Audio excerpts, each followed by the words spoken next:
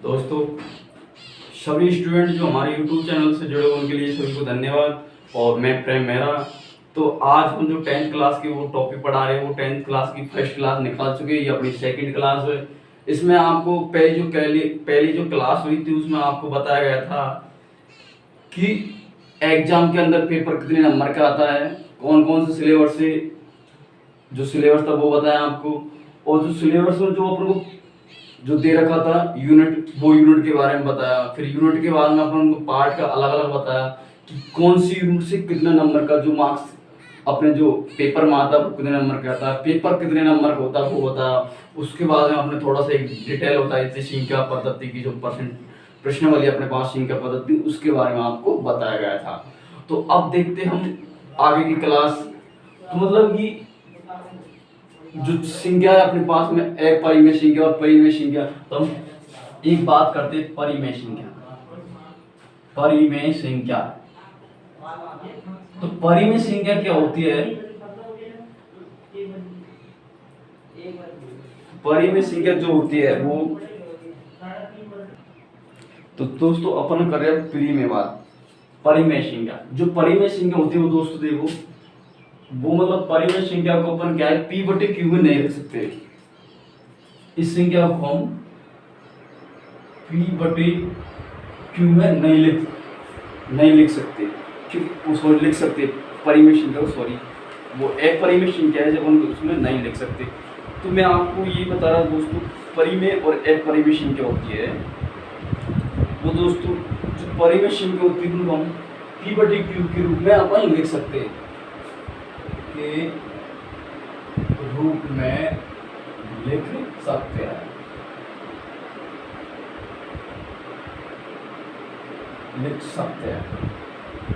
तो हम जो परिमेय संख्या p बटे q के रूप में लिख सकते हैं, मतलब कि यह है कि ये भिन्न के रूप में लिख सकते हैं। तो अपन जो p और q क्या है, मतलब यहाँ पर p व q, एक क्या है कि एक सहअभाज्य संख्या है, सहअभाज्य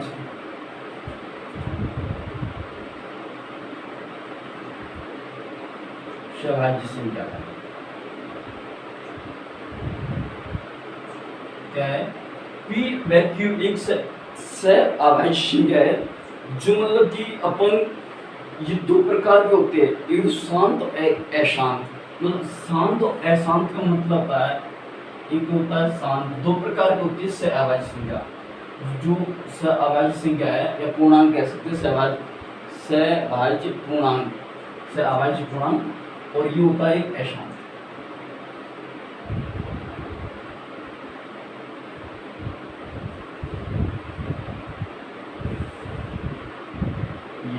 दोस्तों इसमें और इसमें अंतर क्या है? मतलब ये भिन्न होती है ना, भिन्न, जैसे कि अपन कैसे दे देता है कि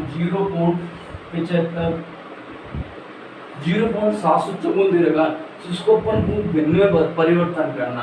तो अपन भिन्न में परिवर्तन क्या करेंगे, पॉइंट के बाद कितनी है 3 अंक, तो अपन 754 बटे 3, मतलब 3 पॉइंट के बाद 3 अंक है, तो अपन एक 3 जीरो लगा सकते हैं। अब इसी को अपन आगे कहते हैं, तो इसको अपन ऐसे लिख सकते हैं 754 बटे 10 की पावर 3 का मतलब कह रहा है कि इस अंक को 3 बार गुणा करिए। जैसे कि अपन कहते हैं 10 गुणा 10 गुणा 10, इसका मतलब होता है 10 की पावर 3 दे रखी है अपन को, तो 10 की मतलब होता है 10 गुणा 10 10। तो इसको गुणा करने पर अपने पास में ये वैल्यू आ जाती है, क्योंकि 754 गुणा 1000 वो ही आ गया। तो इस प्रकार से अपन इस मान को अपन लिख सकते हैं दोस्तों। अब देखते हैं अपन कि अपन को कब कभी ऐसा भी आ जाता है कि जो परिमेय संख्या है और अपरिमेय संख्या कौन कौन सी होती है दोस्तों, वो अपन को पूछा है। तो देखिए दोस्तों, अब जो अपन इसके बाद जो ही परिमेय संख्या, इसके बाद हम आता है अपरिमेय संख्या। देखते हैं कि दोस्तों ये परिमेय संख्या और जो अपरिमेय संख्या है उनका डिफरेंट क्या होता है, ये भी अपन को पूछ सकता है।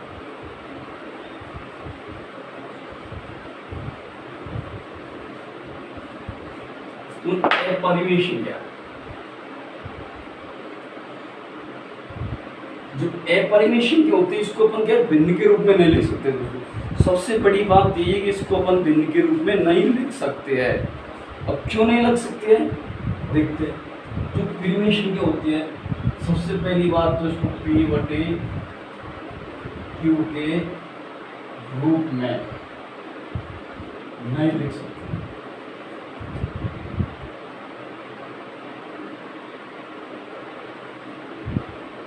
अब P बटे Q के रूप में नहीं लिख सकते, मतलब ये एक प्रकार की भिन्न है, तो अपन इसको अपरिमेय क्या होती है दोस्तों, उसको अपन भिन्न के रूप में नहीं लिख सकते।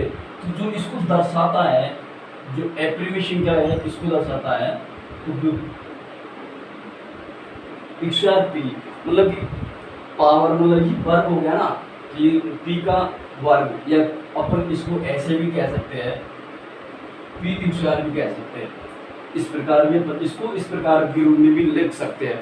जो P है, जो एक P क्या है, P एक धनात्मक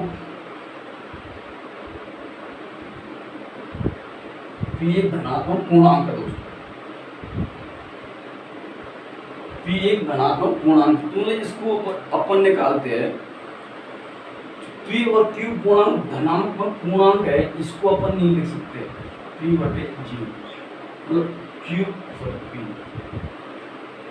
P बटे G, ये क्या है, बराबर है, मतलब 0 का और P का मान बराबर होता है, ये बताया गया दोस्तों। अब जैसे कि अपन को पूछ लेते हैं कि अपरिमेय के कौन कौन सी होती है, तो उदाहरण के तौर पर देखते हैं अपन। जो अपरिमेय की होती है वो होती है √2, √3, √5, √7। ये क्या है, अपरिमेय क्या होती है। अब अपन को ऐसे भी आता है कि जो अपन छोटी सी अपरिमेय संख्या लेते हैं, जिसके अपन 2 अपरिमेय संख्या लेते हैं, तो अपरिमेय संख्या को मतलब कि सिद्ध करना होता है कि ये 2 होता है, ये क्यों होता है, इसको जो सिद्ध करेंगे तो भाई इसको प्रूफ तो होना चाहिए भाई कि ये भाई अपरिमेय संख्या होती है या नहीं होती है। तो अपन देखते हैं, जो अपन को दे देता है, अपन ने अभी किया था, जो अपरिमेय संख्या रखी है, अपरिमेय संख्या मतलब अपरिमेय संख्या तो √2 एक अपरिमेय संख्या है।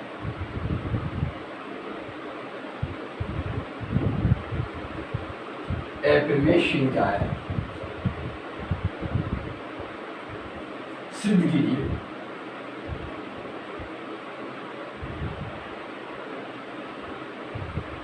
मतलब √2 है, √2 जो संख्या है एक अपरिमेय संख्या है, तो इसको सिद्ध कीजिए ये एक अपरिमेय संख्या है या नहीं, इसको अपन को जो सिद्ध करना है। तो दोस्तों हमने आपको बताया था सबसे पहले कि 2 जो रूट है ये मतलब किसके बराबर है, इसको लिख सकते हैं P A बटे B लिख सकते हैं। जो रूट में √2 A बटे B के रूप में अपन लिख सकते हैं। क्यों, क्योंकि अपन ने P बराबर ये रख रखा है 0। तो अब क्या किया अपन यहाँ पे A और B क्या है, A व B, A और B अपन क्या है एक पूर्णांक मानते हैं, ये क्या है धनात्मक पूर्णांक है, धनात्मक पूर्णांक, ये धनात्मक पूर्णांक है, मतलब A और B का मान बराबर होगा, तो अपन लिख सकते हैं कि AB बराबर 0। अब अपन दोस्तों इसको करते हैं, इसको अपन गुना करते हैं, तो ये हो गया √2 P बराबर A, ये हो जाता है मेरे पास। अब अपन क्या करते हैं दोस्तों कि दोनों तरफ अपन वर्ग कर देते हैं, वर्ग दोनों तरफ अपन वर्ग करते हैं, तो किस प्रकार से अपन देखते हैं, दोनों पक्षों में वर्ग करने पर, ये दोनों पक्षों को वर्ग करने पर अपन इसका वर्ग करेंगे,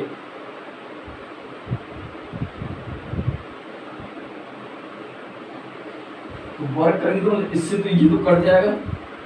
अब क्या आ गया 2b बराबर a होता है, 2b बराबर a हो जाता है।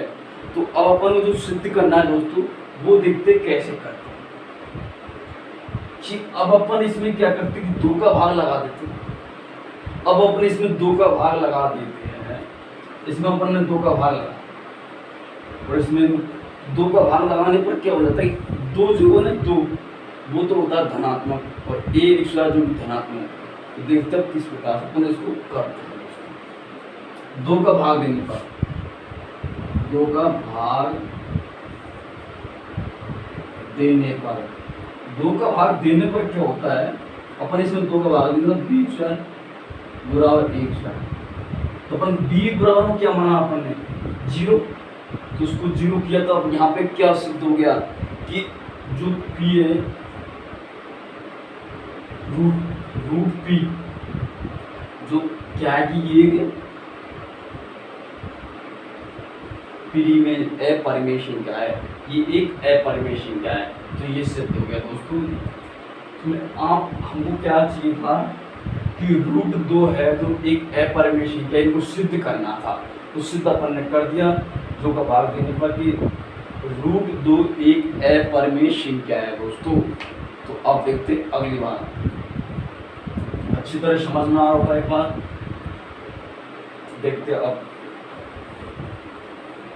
दोस्तों, जो हम 10th की क्लास पढ़ा रहे हैं वो एक अच्छे हिसाब से पढ़ाएंगे, क्योंकि बोर्ड में उस तरीके से क्वेश्चन आता है कि स्टूडेंट जो पढ़ता कुछ और है और एग्जाम के अंदर कुछ और आता है। हालांकि एग्जाम के अंदर स्टूडेंट क्या करता लेकिन वो आंसर आना चाहिए जहां तक वो पहुंच नहीं पाता है। तो वो अपन को दूर करने स्टूडेंट की कमी, और क्या कभी स्टूडेंट क्या है कि वो सिलेबस को पढ़ता है ना। तो देखते जो हम बता रहे थे उसके बाद अब हम सबसे पहले हमने क्या किया, सम संख्या विषम संख्या, उसके भाज्य और अभाज्य, उसके बाद हमने किया परिमेय संख्या और अपरिमेय संख्या। अब हम बात कर रहे हैं में से और ले से। जो ले से होता है और में से होता है, में से होता है वो HCF होता है, और जो ले से होता है LCM होता है, LCM। तो दोनों का संबंध क्या होता है ये अपन को बताना दोस्तों। ले से सॉरी में से और ले से दोनों का संबंध बताना, किस प्रकार से इन दोनों में संबंध होता है। तो दोस्तों सबसे पहले अपन को क्या, 2 पूर्णांक संख्या होती है, 2 ये जो संख्या होती है अपन एक मान लेते हैं, इसको बी मान लेते हैं। इनमें जो संबंध होता है वो देखते हैं कि में से, जिसको हम लिख सकते हैं HCF गुणा ले से गुणा LCM, इस प्रकार से अपन लिख सकते हैं। तो इसको अपन कह सकते हैं ये फर्स्ट संख्या होगी, ये द्वितीय संख्या होगी, तो अपन इसको कह दिया प्रथम संख्या। प्रथम संख्या गुणा इसको कहते हैं हम द्वितीय संख्या। द्वितीय संख्या, अब ये बोलो चाहे ये बोलो वही बात है। अब हम इसको कह सकते हैं, इसको ए नाम दे दिया और इसको अपन ने बी नाम दे दिया दोस्तों। तो कोई प्रॉब्लम, अब यहां तक अपन को कोई प्रॉब्लम नहीं है, तो अपन आगे कैसे करेंगे कि जो में से है गुणा ले से बराबर ये कह सकते ए गुणा बी कह सकते, क्योंकि ये बराबर ये तो ये बराबर ये, इसको मतलब अपन कह सकते HCF ऊपर और ये LCM हो गया। तो इस प्रकार से कहते। अब अपन को दोस्तों एग्जाम के अंदर क्या पूछता है कि LCM निकालिए, तो LCM अपन निकालेंगे LCM और एक में से, तो अपन में से वो क्या कहते हैं अपन HCF, इसको कहते हैं में से। तो ये अपन को निकालना दोस्तों से यहाँ गए A गुणा B बटे LCM, सॉरी LCM होता है LCH होता है कि LCM होता है, वो होता है दोस्तों देखो LCH होता है। ये अब उनको पूछता है HCF। HCF का मतलब होता है मैसिव और LCM का LCH का मतलब होता है कि लेसिव। तो इस प्रकार से अपन को ये करना होता है। अब देखते आगे। ये पूछ लिया, अपन को पूछा कि LCH निकालिए। तो ये कैसे निकालेंगे अपन? A गुणा B बटे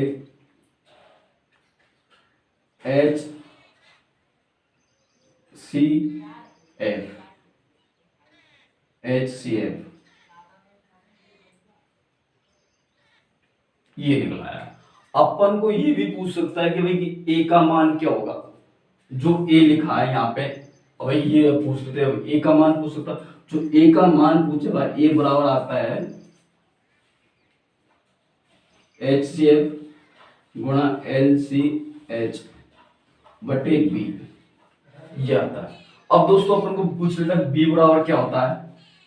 तो B बराबर HCF गुणा LCMH बटे A। इस प्रकार से अपन को ये पूछ सकता है दोस्तों, किसी भी प्रकार का कोई भी LCM हो या फिर HCF हो, सब अपन निकाल सकते आराम से। यह आपको अच्छा लगा, एक बार आप उतार लीजिए। देखते दोस्तों अब अगला, जो अपन ने HCF और LCM के बीच में जो संबंध बताया था, उसके बारे में क्वेश्चन भी आ सकता है कि जैसे कि अपन को दे देता है वो क्वेश्चन। उदाहरण लेते हैं अपन, जो आपकी किताब है उसका ही उदाहरण है ये। 81 व 237 का 81 व 237 का एलसीएम होता है, वो अपन को निकालना दोस्तों। तो देखते हैं, क्वेश्चन निकाल लेता हूँ, एक बार देखता हूँ फिर।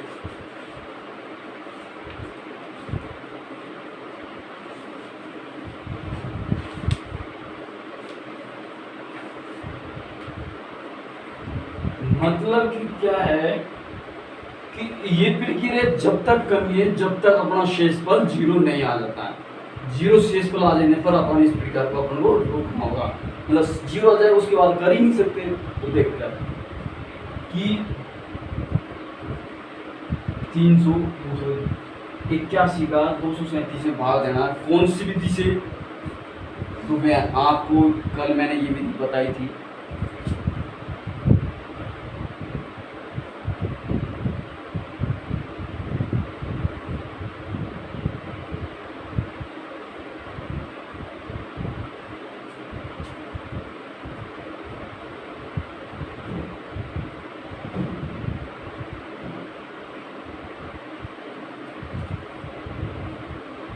इस विधि से अपन को ये करना है दोस्तों।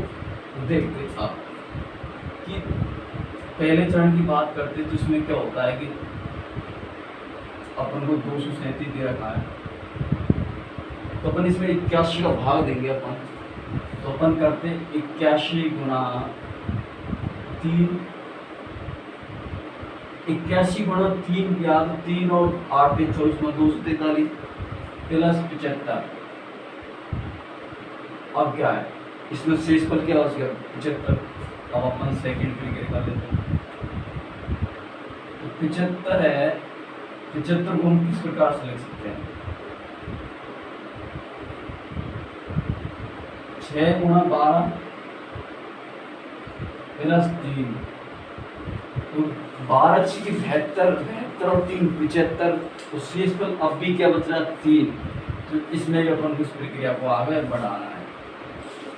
स्टेप नंबर 4, जो स्टेप नंबर 4 है उसमें क्या है कि दोस्त 75 बचा, ये 75 बचा। तो स्टेप नंबर जो 75 बचा अपना, वो किस प्रकार से बचा?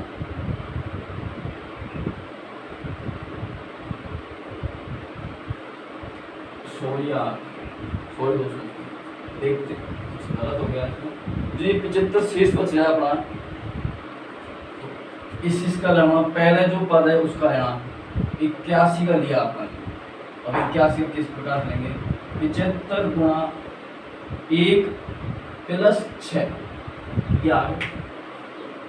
अब अगले चरण की बात करते हैं 75 को कैसे लेना आप लोग, 6 गुणा 12 प्लस 3 बच गया। ये थर्ड चरण की प्रक्रिया पूरी की। अब अपन जो यहाँ पे शेष अभी 3 बच रहा है, अब देखते हैं आगे।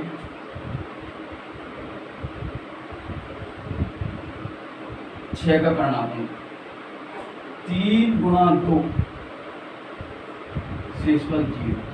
अब ये प्रक्रिया यहाँ पर समाप्त हो गई। तो मतलब जो एलसीएम था, एच सी एफ, वो क्या है, ये तो अपन को पूछा इसमें। तो ये पूछा, तो इसमें जो अपना ये लास्ट पद आया, ये वाला, ये अपना क्या हो गया आंसर। 3 इस प्रकार से नहीं कर सकते तो आप भाग देके भी कर सकते हैं। जैसे कि 237 में अपन भाग देंगे 81 का भाग दिया तो 3 बार गया दोस्तों, क्योंकि 3 बार पूरी तरह से चला है। लेकिन अपन क्या है कि उस हिसाब से करें, अब भाग दे रहे तो भाग देंगे तो 2 बार गया 162, शेष पर 5 और फिर ये 4, ये 4 3 5 7, ये 75। अब जो ये 75 बचा था, अब अपन इसमें भाग कितने देंगे, ये 75 का अपन को भाग देना दोस्तों इसमें 81 में 81। अब 81 75 भाग देंगे, एक बार गया दोस्तों। और जो शेष बचा वो कितना बचा, 6 बचा, फिर 5 ये 6। अब अपन भाग देना 75 में, तो 75 में 6 का भाग देंगे तो कितनी बार जाएगा भाई, 6 का भाग ही तो देना है। जो शेष बल बच रहा है उसका अपन को भाग देते चलना है, जब तक करनी है प्रक्रिया, जब तक 0 नहीं आ जाता है। तो देखते 6 का भाग दे इसमें, तो ये 12 6 72, एक बार गया पहले तो 6 आ गया, फिर अपन ने उतारा यहाँ पर 1 तो ये 15, 6 दूनी 12 बच गया 3। अब भी शेष पर कितना बचता है 3, और 3 में अपन भाग देंगे तो कितने के देंगे अपन यहाँ पे 6 में, और 6 में भाग देंगे 2 बार 6 बराबर 0। कितना बचा लास्ट में भाजफल, जो भाज देते हैं अपन, तो 3 बचा। वही 3 ही क्या होता है, जैसे कि देख मैं आपको बताता हूँ, भाज्य बराबर क्या होता है, भाज्य बराबर होता है, भाज्य बराबर होता है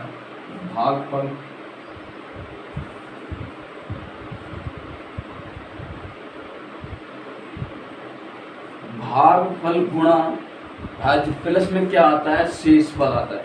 क्या आता है दोस्तों, शेषफल जो होता है ना, शेषफल वो अपना भाज्य में आ जाता है। तो भागफल गुणा भाजक प्लस शेषफल,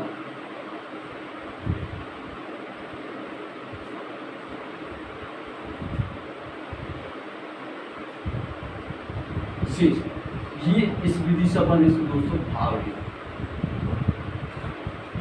देखो भाजक तो ये हो गए 237, और जो भागफल है वो हो गए 81, और जो भाजक था जो 2 हो गया, और जो शेष फल था वो 75 हो गया।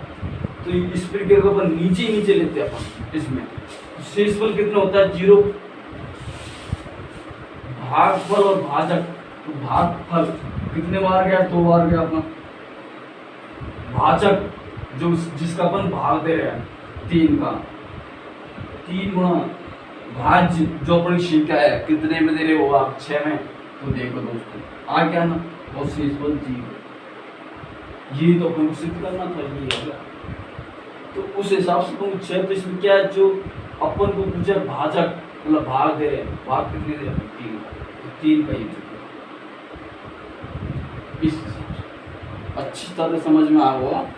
अब देखते हैं कि क्या धीरे धीरे अपन इस प्रक्रिया को आगे बढ़ाते हैं। अपन एक क्वेश्चन जो प्रश्नावली है अपनी जो अपन स्टार्ट करेंगे वो दोस्तों अब कल की क्लास में स्टार्ट करेंगे। आज की क्लास यहाँ तक ही, और अच्छी लगी होगी क्लास तो लाइक कीजिए, शेयर कीजिए, और अधिक से अधिक अपने दोस्तों में इस क्लास को फैला दीजिए, क्योंकि अब लॉकडाउन धीरे धीरे पूरी तरह समाप्त हो जाएगा और 1 तारीख को जो 11वीं 12वीं क्लास है वो अपनी क्लास छूट जाएगी। उसके बाद में 1 हफ्ते बाद में आपकी 10वीं और 9वीं क्लास की जो क्लास है वो सुचारू रूप से लगने स्टार्ट हो जाएगी। तो मैं आपसे यही निवेदन कर रहा हूँ, जितने भी गवर्नमेंट में स्टूडेंट पढ़ते गवर्नमेंट के उसने से निवेदन है कि आप स्टार्ट कर दो अपनी पढ़ाई, क्योंकि 6 महीने बहुत होते हैं, 6 महीने बहुत मौज के अपना चौपट हो गया है, कुछ नहीं आता है एक सरकारी पढ़ने वाले स्टूडेंट का, जो सरकारी स्कूल में पढ़ता है उस स्टूडेंट को कुछ नहीं आता। तो मैं कह रहा हूँ कि हमारे यूट्यूब चैनल से पढ़िए और अधिक समय एकदम क्लियरिटी के साथ पढ़ाया जाएगा, एक एक वर्ड को एक एक शब्द को अच्छी तरह से आपको बताया जाएगा दोस्तों। तो मैं आज यहाँ पे समाप्त करता हूँ क्लास को, और कल हम सबसे बोल रहे हैं कि कल हम शिक्षा पद्धति जो नंबर सिस्टम है उसका फर्स्ट प्रश्न वाली 2.1 अपन चालू कर देंगे। तो आज के लिए इतना ही, धन्यवाद, जय हिंद, जय भारत।